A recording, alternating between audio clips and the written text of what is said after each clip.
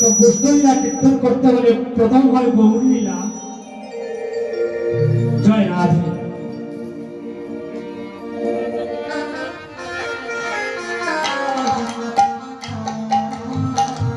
তো অন্যান্য পালা গৌর লীলা পরে বৃন্দাবনে যাওয়া যায়, কিন্তু কৃষ্ণলীলা বৃন্দাবনে যাওয়ার পরেও দুইটা পর্ব। একটা পর্ব হলো বৃন্দাবন লীলা, আর একটা পর্ব হলো শ্রীকৃষ্ণের গোচারণ লীলা। তো বৃন্দাবন লীলার মধ্যে ভগবান শ্রীকৃষ্ণ বলরাম সখা যে তার বড় ভাই, এই কীর্তন দিতেছি, গান করতেছি, আমাদের ভুল থেকে যেতে পারে। আপনি সবাইকে নিমন্ত্রণ করেছেন, কিন্তু আমাকে তো নিমন্ত্রণ করেন নাই। তখন আমি রাগ করে বসে আছি। তখন শিবাসম্মানে কাউকে যদি ভুলক্রমে সম্মান প্রদর্শন করা যায় না, ভুল হয়ে গেছে, সেই ভুল থেকে ক্ষমা পেতে হলে যার কাছে ভুল করেছ সেও হতে হবে ভগবানের একজন ভক্ত হৃদয়বান। যে ভুল করেছে সেও হতে হবে একজন হৃদয়বান। তো এটার উপর ভিত্তি করে ভগবান শ্রীকৃষ্ণ জীবকে একটা শিক্ষা দিলেন। তো ভগবান শ্রীকৃষ্ণের বাড়িতে যজ্ঞ হবে, সবাইকে আমন্ত্রণ করলেন, নিমন্ত্রণ করলেন, কিন্তু তার পার্শ্ব একমাত্র বলরাম সখাকে নিমন্ত্রণ করা হয় না। তো যশোমতী বললেন, এ বাবা ওদিকে আয় তো। তুই তো দাদা বলরামকে যদি আমন্ত্রণ করলে না, তাহলে তো তুমি বাড়িতে কিসের যজ্ঞ রে? এই ভাইকে বাড়িতে রেখে কি কারো যজ্ঞ হয়? শ্রীকৃষ্ণ বললেন, মা আমি তো ভুল করে ফেলেছি। মাকে বললেন, মা আমি যে তাকে নিমন্ত্রণ না দিয়ে আমার বাড়িতে যজ্ঞ শুরু করলাম, তাহলে এই ভুলের কি কোনো ক্ষমা হবে? একটা বুদ্ধি দাও মা। আমি বলরামের কাছে গিয়ে কেমন সূত্রে আমি সেই ভুলটা চেয়ে নিব, আর আমি ক্ষমাও পেয়ে যাব। মা যশোমতী বললেন, না, তুই যে ভুল করেছিস, যজ্ঞ শুরু হয়ে গেছে, আর এখন তুই বলরামকে বলবে বলরাম তোর যজ্ঞ কখনো আসবে না। মা মনে মনে ভাবলেন, আমি যাকে ভাই বলে ডাকি, জগতের মুখে কেউ তাকে ভাই বলে ডাকার বাকি থাকে। আমি তো বলরামকে প্রতিদিন দাদা বলে ডাকি। দাদা ডাকার মধ্যে থেকে কোনো প্রেম আছে কি আছে না? আমরা তো দাদা ডাকি। দেখি আজ আমার বড়াই দাদাকে বলরামও বলবো না, সখাও বলবো না, পার্শ্বদও বলবো না, এবার গিয়ে বলরামকে বলবো শুধুমাত্র দাদা। দেখি দাদা ডাকার মধ্যে, এই দাদার মধ্যে কোনো প্রেম আছে কিনা। মাকে বললেন, মা আমাকে একটু অনুমতি দাও। জয় রাধে, করুন বাজাইব, আমাকে একটু অনুমতি দাও। চাউল একটু কমাইয়া বাজাই দেবে, একটু কমাইয়া বাজাই দেবে, অন্য চাউল নিয়ে যাও। আমাকে একটু অনুমতি দাও, আমি একটু দাদাকে ডাকি। বলরামের বাড়িতে গেলেন, যেই মাত্র বলরাম দেখছেন কৃষ্ণ এসেছে, মনে মনে বুঝে নিয়েছেন এই বুঝে আমাকে নেওয়ার জন্য এসেছ, তোর বাড়িতে আর যাব না। বলরাম দাদা দরজা বন্ধ করে বলরাম করে চুপ করে বসে আছে। ভগবান শ্রীকৃষ্ণ বলরামের দরজার সামনে যখন দাঁড়াবে, বলরাম দাদার কিছু কিছু রাগ কমে গেল। একটা হাতে থালি দিয়ে বললেন, দাদা বলরামের পূর্বের যে অভিমান সমস্ত দূর হয়ে গেছে। আরেকটা হাত তুলে দিয়ে বলরামকে দাদা বলে আমার ডাক দিলে বলরামের হৃদয়টা পরিপূর্ণ পরিষ্কার হয়ে আরেকটা তালি দিয়ে যখন দাদা বলে ডাকলে বলরাম সখা মনে মনে ভাবলে আমি তো আসলে ভুল করে ফেলেছি। আমার বাড়িতে এসে আমার সখা এতক্ষণ তো দরজার সামনে দাঁড়িয়ে থাকতে পারে না। টাস করে দরজা খুলে ভগবান শ্রীকৃষ্ণকে জড়িয়ে ধরিয়ে বললেন, হে কৃষ্ণ, এই জগতের মুখে আমি কত জনকে ভাই বলে ডাকিলাম, কিন্তু তুই আজ আমাকে দাদা বলে ডেকে আমি যেন তোর কাছে চিরদিনের মতো বিকিয়ে গেলাম। আমি পূর্বে বলেছিলাম যে আমাদের বৈষ্ণব পদ, বৈষ্ণবীয় কীর্তন পদে পদে শুধু বিচার। এখানে একটা বিচার করলেন, তোমার কাছে যদি হাজার অন্যায় করে তুমি যদি বাড়িতে চলে যাও, কোন দুশ্মন তোমার বাড়িতে আসার পরে তাকে দোষী সাব্যস্ত করতে পারবে না।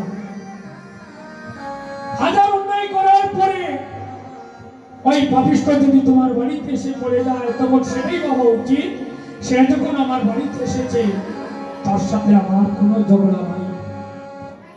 কিন্তু আমরা লীলা করি, গান করি, আর বাড়িতে গেলেই আমাদের যে অহংকার, কত অভিমান, ওটা যেন থেকেই যায়। এতগুলা কথা এখানে বলার কারণ হলো, আমি যখন কীর্তন শিখেছিলাম আব্দুল করিমের গান, আমিরউদ্দিনের গান, পল্লী গীতি, লালন গীতি, আপনাদের আশীর্বাদে আমি ক্লাস 2-তে অনেকগুলা গান আয়ত্ত করে নিয়েছি। কিন্তু আমি যখন এই বৈষ্ণবীয় পদাবলীতে ঢুকলাম, পদাবলীতে ঢুকেই দেখি এতগুলা গান করলাম কিন্তু সমস্ত হয়ে গেছে বাধা। এগুলোর মধ্যে কিচ্ছু নাই। বৈষ্ণব পদাবলীতে যখন ঢুকে গেলাম এগুলোর মধ্যে কিছু নাই। এখন আর আমার ওই গানগুলা গাইতে যেন মোটেই ভালো লাগে না। ঢুকে পড়লাম আমি বৈষ্ণব পদের মধ্যে। এখন অরিজিনাল বৈষ্ণব পদলহরি ব্যক্ত করলে এই সুরিকার গ্রামে আজ আমাকে এনেছে, আগামী বছর কেউ আমাকে বলবে না। যার কারণে অনন্ত কীর্তনিয়ার হলো ডিমোশন, কত আউল বাউল কীর্তন করলো সবার হলো প্রমোশন। আমরা এতই নিচু স্থানে আমরা ছিলাম না। আমরা বাঙালি জাতি, আমরা বৈষ্ণবীয় কথা জানি, আমরা বৈষ্ণবীয় পদ জানি, আমরা বৈষ্ণবীয় ভাষা জানি। কিন্তু এক সময় আমেরিকা থেকে যখন মাইকেল জ্যাকসন বাংলাদেশে আগমন করে আবুল বাউল শুরু করে দিল, বৈষ্ণবীয় সাধুজনার সঙ্গ ছেড়ে এই সমস্ত বাঙালি মাইকেল জ্যাকসনের দিকে উদ্যত হল। এই তো আমাদের বৈষ্ণবীয় ভাব দূর হয়ে গেল। মাইকেল জ্যাকসনের সাথে সঙ্গ করলে আনন্দ পাবে, টাকা রোজগার করবে, ভবসিন্ধু পার হতে পারবে না। এই কীর্তনে আসিয়া নাচ গান করলে আপনি তাকে ভাববেন সে মাইকেল জ্যাকসন, সে হলো এখানে প্রধান আকর্ষণ।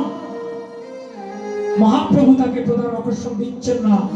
এটা বিনয় করি দর্শকের কাছে, যেখানে কীর্তন হয় আপনারা যদি সচেতন হয়ে যান আর আপনারা যদি মনে করেন যে শ্রীমা সংঘে আমাদের 15 জন ভক্ত থাকুক, তাতে আমাদের বাধা আপত্তি নাই, তবে সেখানে বৈষ্ণবীয় কীর্তন হবে।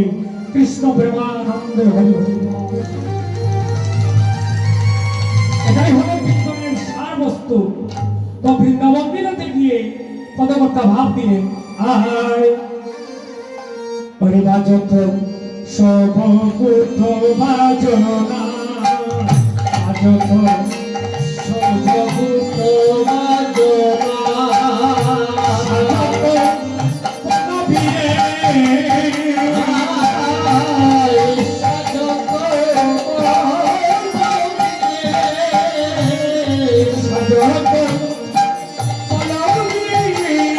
পদবীরে, সাজত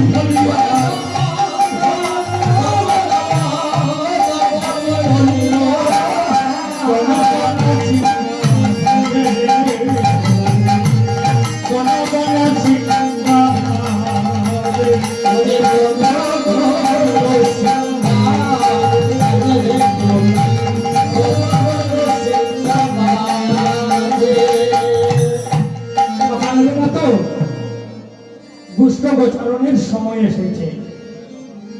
তো বলাই দাদা নীরব নিস্তব্ধ হয়ে কৃষ্ণের কথা ভাবনা করছেন, আর এদিকে ভগবান শ্রীকৃষ্ণ তার গুটের সাজে সজ্জিত হয়ে এবার গুটের কথা চিন্তা করছেন। তো বলরাম সখা হলেন শ্রীকৃষ্ণের অন্তরঙ্গ ভক্ত। অন্তরঙ্গ ভক্ত কাকে বলা যায়? আমি আপনাকে বলি না আমি কতটুকু দুঃখের মধ্যে আছি, আমার দুঃখটা তোমার কাছে প্রকাশ করিতে আমি নীরবে সহ্য করিতেছি, কিন্তু তারপরেও যদি তুমি জেনে নিতে পারো যে আমি কতটুকু কষ্টের মধ্যে আছি, তখনই সেখানে প্রমাণিত হয় যে আপনি আমার একজন অন্তরঙ্গ ভক্ত। কৃষ্ণ বলরামকে বললেন না যে আজ আমি গোচারণে যাব, কিন্তু তার মনের অবস্থা বলরাম সখা আপনা আপনি ভাবে বুঝেই নিয়েছে। পৃথিবীতে আজ অবধি সাধারণ বদল ব্যতীত একজন মাত্র অন্তরঙ্গ ভক্ত চিরাচরিত ভাবে হয়ে আছে। সেই অন্তরঙ্গ ভক্তের নাম হলো যার যার ঘরে সেই দুঃখিনী মা। দুঃখিনী মা কিন্তু অন্তরঙ্গ ভক্ত, পরিবারের সবাই বহিরঙ্গ ভক্ত, মা কিন্তু অন্তরঙ্গ ভক্ত। কিভাবে অন্তরঙ্গ ভক্ত? কারণ ছেলে যদি বাড়িতে আসে, মা তাকে প্রশ্ন করে না, তার বদল পানে চেয়ে মা বলতে পারে আমার বালক উপোস অবস্থায় এসেছে না কোনো কিছু খেয়েছে, মা তার বদল পানে চেয়েই বুঝতে পারে। তো বলরাম সখা মনে মনে ভাবলেন আজ কৃষ্ণ সকাল আমাকে স্মরণে করেছে, তাই আমি কৃষ্ণের সাথে দেখা করিতে হবে। তাই কৃষ্ণের সাথে দেখা করিবার তরে বলরামের সকাল পশ্চিম দিকে যাত্রা করছেন, আর এদিকে সূর্য উদয় হলো পূর্ব দিকে। সূর্যের ছায়াটা বলরাম সখার পিঠের উপর পড়ে গেল।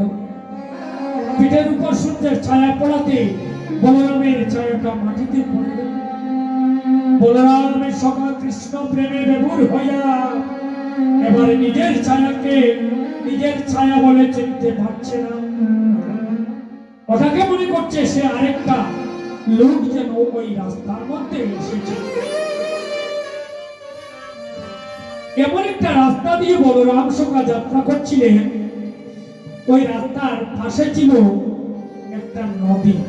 ওই নদীর গুণ ছিল যে এই নদীতে কোনো কথা বললে সঙ্গে সঙ্গে প্রতিধ্বনি হয়। প্রতিধ্বনি কি জানেন? ওই বিল্ডিং এর পাশ দিয়ে কথা বললে আরেকটা শব্দ হয় ওই বিল্ডিং এর মধ্যে, ওই কথাটা আরেকজন বলছে। এইবার এখন বলরাম সখা ওই ছায়াকে বলছে তুই কে রে? সঙ্গে সঙ্গে প্রতিধ্বনি হলো তুই কে রে?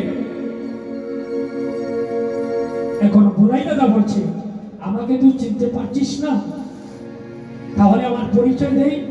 আর ওরে আমি বলাই, ওরে আমি খানাই বায়া বলাই খাওয়া।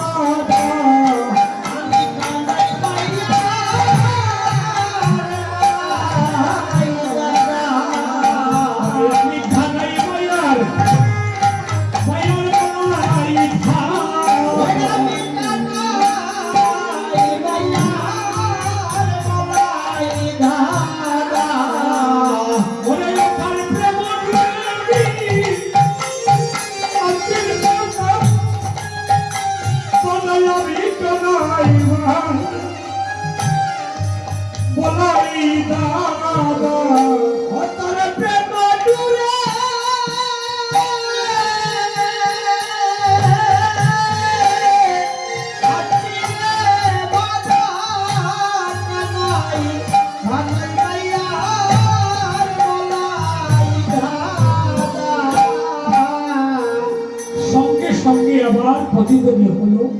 হ্যাঁ, প্রতিদ্বন্দ্বীতে বলছে আমি খানালি ভাই আর বলাই দাদা।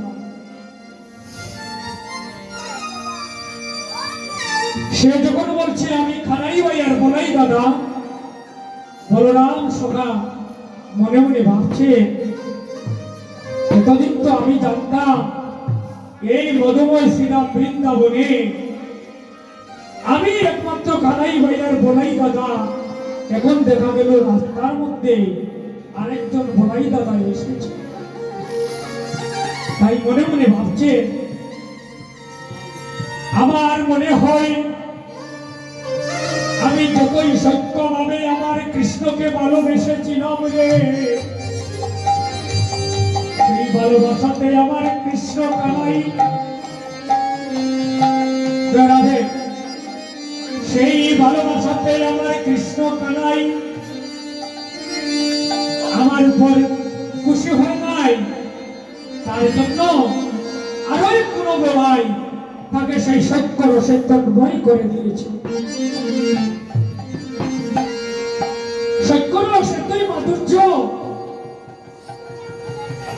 তাহলে তো সত্য রসটা মনে হয় আমি ধরে রাখতে পারছি না। তাই বলি আমার বলাই দাদা আজ রাস্তার বলাইকে ভালোবেসে ফেলেছে। তাহলে আমাকে কি আর কোনোদিন বলাই বলে ডাকবে না? আমাকে কি আর কোনোদিন দাদা বলে ডাকবে না? অমনি বলাই দাদা বলছে ওরে না পথে বলাই, আমাদের এমন একজন জীবনে খানাই ছিল, আমরা সমস্ত রাখাল ঘরে মরে গেলেও আমাদের সেই খানাই ভাইয়া আমাদেরকে জীবিত করত। ওরে পথের বলাই, তুই যে কানাইয়ের সাথে সম্পর্ক, তোর কানাই কি আমার ভাই কানাইয়ের মতো রে? এই কেঁদে কেঁদে বলছে পথের বলাই, আয় ওরে আমার ভাইয়ের মতো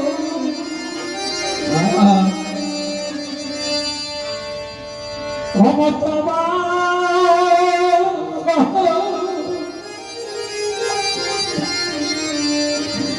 বাহিকে তোর আছে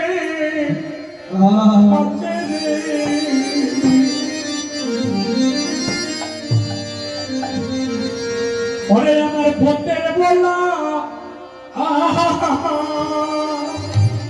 ওরে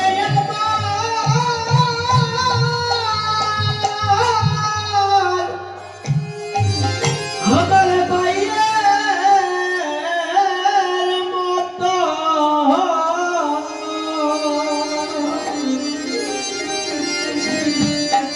তোর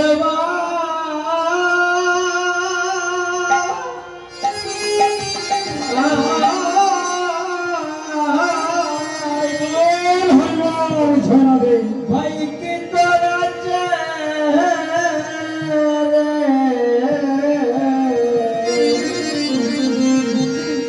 ওরে পোতের বলা,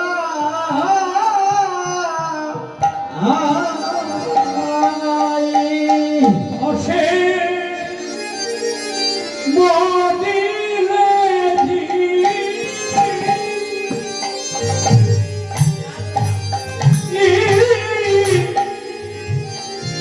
ওজি আইতো পারে পারে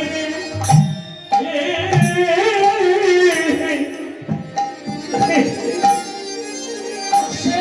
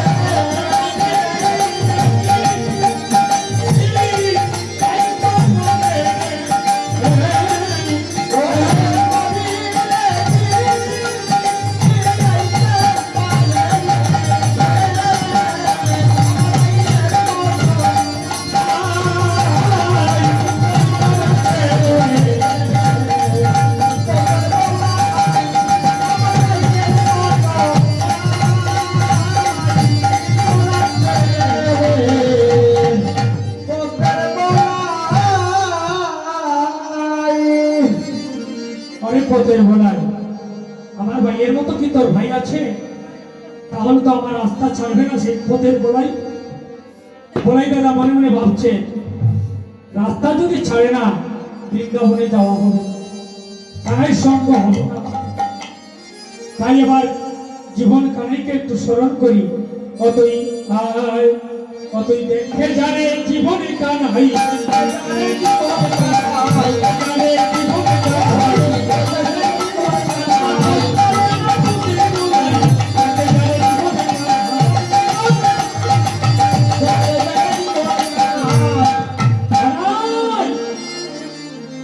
তুই কোথায় আছিস?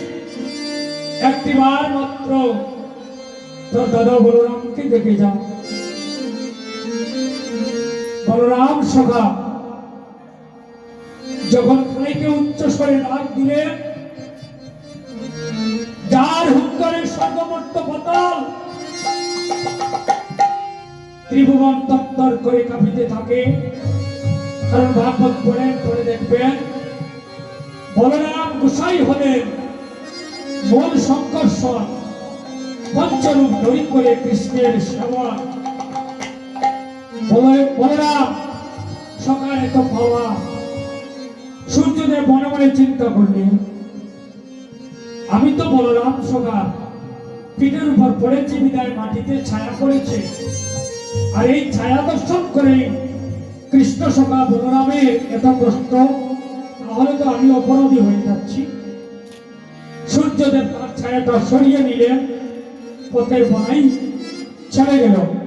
পদকর্তা ভাব দিলেন, অরে পদকা তোমাকে বাহে দিন মেরি, পদকা তোমাকে বাহে দিন মেরি, পদকা বাহে দিন মেরি, তিনা বল আদরণী, তিনা বল আদরণী,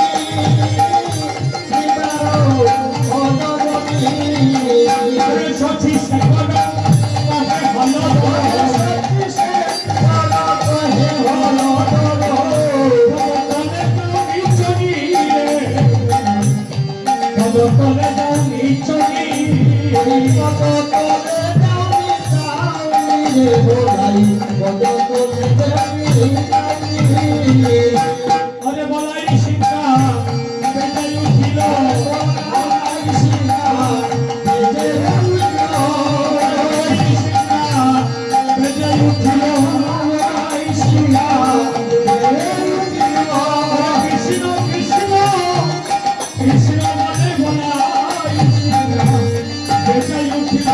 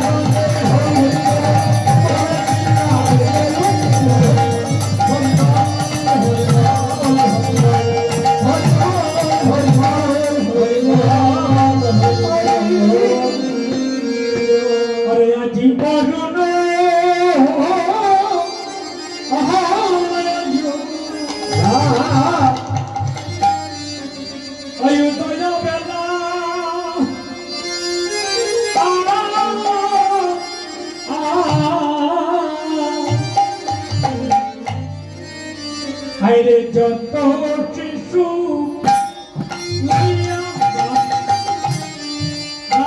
মেলারে বড় দয়া বেলা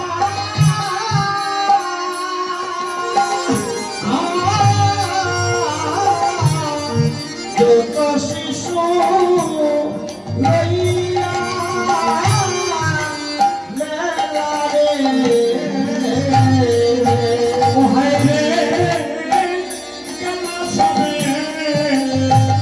Hey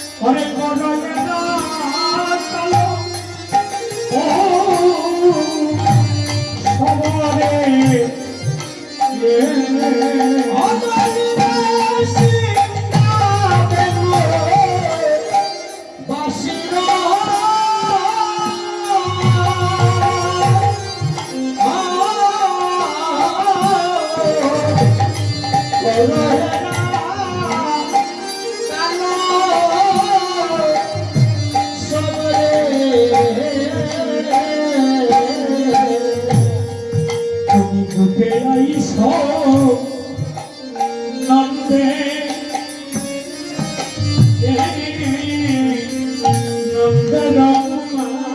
তুমি বুকে আইসো নন্দে কুমার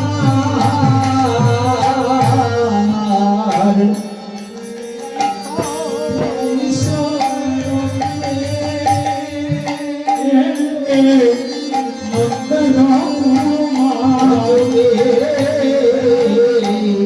উঠে আইসো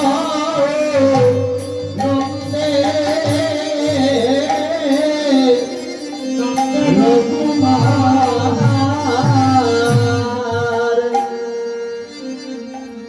সব রাখাল গণি কি করিল এবার কানাইয়ের বাড়িতে রওনা দিল কানাইয়ের বাড়িতে রওনা দিয়ে সব রাখালগণ কানাইয়ের বাড়িতে গেল বলরাম সখা রাস্তায় বসে রইল কীর্তন করি কেন জানো জেঠিমা আমাদের মূল উদ্দেশ্য হলো যে তোমার যে মানব কুলে জন্ম হলো তোমার পূর্বপুরুষ যারা জগতে জীবিত নাই তারা হয়তো তাদের পাপের কারণে নরকে পড়ে কত কষ্ট করছে তোমারই একজন আর সেই কষ্টের মধ্যে পড়ে অপেক্ষা করছে আমি যে এত কষ্ট করে জগতে আমার পুত্র মেয়ে সবাইকে রেখে আসলাম তারা যদি একটা বৈষ্ণব সেবা দিত তারা যদি একটা কীর্তন দিত সেই বিনিময়ে হয়তো আমার নরক যন্ত্রণা থেকে একবার মুক্তি পেত তাই আসলে এসে করজোড়ে বিনয় করে ভগবানের কাছে বিনীত প্রার্থনা নিবেদন করতে হয় হে ভগবান আমার স্বামী জগতে জীবিত নাই আমার ভাই জগতে জীবিত নাই আমার বাবা জগতে জীবিত নাই আমি জানি না তারা কোথায় আছে কিন্তু হে দয়াল তুমি জানো তারা যদি কোনো কষ্টের মধ্যে থেকে যায় তুমি দয়াল নামে পরিচিত হয়ে তুমি সেই ভাবিষ্ঠদেরকে উদ্ধার করে বৈকুণ্ঠে নিয়ে যাও এখানে একটা প্রশ্ন হয় ভাব করলেন তোমার স্বামী আর তুমি কিভাবে উদ্ধার করবে উদ্ধার করার পথ আছে মামি পথ আছে তার প্রমাণ হলো এত ভসন্ত এত ভাবিষ্ঠ এত বড় দুরাচার হিরণ্যকশিপু কিন্তু তার ঔরসে জন্ম নিয়েছে এক কৃষ্ণভক্ত সন্তান ভক্ত তার প্রহ্লাদ মহারাজ নাম তার ভক্ত প্রহ্লাদ মহারাজ এত হাজার শাস্তি অগ্নিকুণ্ডে ফেলে দিল আমার পুত্র হয়ে যখন আমার আইন অমান্য করে ভগবানের নাম জপ করে এই পুত্রকে আর জীবিত রাখবো না অগ্নিকুণ্ডে জলে পুড়ে ছাই করে দিল কিন্তু নামের গুণে প্রহ্লাদ অগ্নিকুণ্ডেও জলে পুড়ে ছাই হলো না এখন বারবার সত্যি বিধান করতে করতে প্রহ্লাদ যখন আর মরছে না ভগবান ভগবান বলে কাচ্ছে তার পিতা হিরণ্যকশিপু সেই প্রহ্লাদকে কি বলছে প্রহ্লাদ তুই আমার আপন পুত্র কিন্তু তোকে কত শাস্তি বিধান করলাম তবু তুই ভগবানের নাম পরিত্যাগ করলে না এবার বল তোর ভগবান কোথায় আছে এবার বল তোর ভগবান কোথায় থাকে সেই ভগবানকে আমি একবার বিধ্বস্ত করে দেব অর্থাৎ তাকে মেরে ফেলব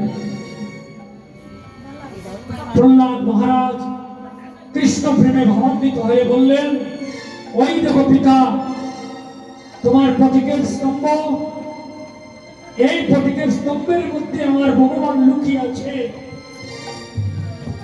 হিরণ্যকশিপু বলল তাহলে তোর প্রতীকের স্তম্ভকে এক্ষুনি আমি ধ্বংস করে ছাই করে দেব। তারা বড় পিতা ফটিকের স্তম্ভকে যখন বিধ্বস্ত করে দিল, ওই ফটিকের স্তম্ভ থেকে ভগবান অবতার রূপে আবির্ভূত হলে ওই অবতারের নাম ছিল নরসিংহ অবতার, যাকে আমরা নৃসিংহ অবতার বলে থাকি। 10 অবতারের মধ্যে একজন অবতার হলে নৃসিংহ অবতার, নরসিংহ অবতার হয়েছে প্রহ্লাদের পিতা হিরণ্যকশিপুকে ধ্বংস করার জন্য। সাথে সাথে হিরণ্যকশিপুকে এই নরসিংহ অবতারী ভগবানের নখ দিয়ে তার হৃদয় চিরে চুরমার করে হিরণ্যকশিপুকে মেরে ফেললে জগৎ থেকে হিরণ্যকশিপু বিদায় হল। তার পিতা মরে গেল। এখন ওই নরসিংহ রূপ ভগবান প্রহ্লাদের কাছে গিয়ে বললেন, প্রহ্লাদ, নাম রক্ষা করিবার তরে, ভগবানের সত্তা রক্ষা করিবার তরে যে তুমি তোমার পাপিষ্ঠ পিতাকে আমার মাধ্যমে ধ্বংস করিয়েছ, তুমি আমার একমাত্র ভক্ত। হে প্রহ্লাদ মহারাজ, তুমি যে এত ভক্ত হলে, তার ভালোবাসার বিনিময়ে আমি তোমাকে কি দিতে পারি? প্রহ্লাদ, আমার কাছে কিছু চাও, আমার কাছে চাও। যদি না চাও তাহলে তো আমি দিতে পারি না। প্রহ্লাদ মহারাজ, সেদিন যদি ভগবানের কাছে চাইতো একটা পৃথিবীর মতো একটা পৃথিবী আমাকে দেও, ভগবান তাকে পৃথিবী দিতে পারতেন। কিন্তু দেখে কৃষ্ণভক্তের চাওয়া পাওয়া আর অভক্তের চাওয়া পাওয়ার মধ্যে একটু ব্যস্ত। যারা অভক্ত তারা ভগবানের কাছে টাকা চায়, দ্বন্দ্ব চায়, কিন্তু যারা ভক্ত তারা টাকা পয়সা চায়।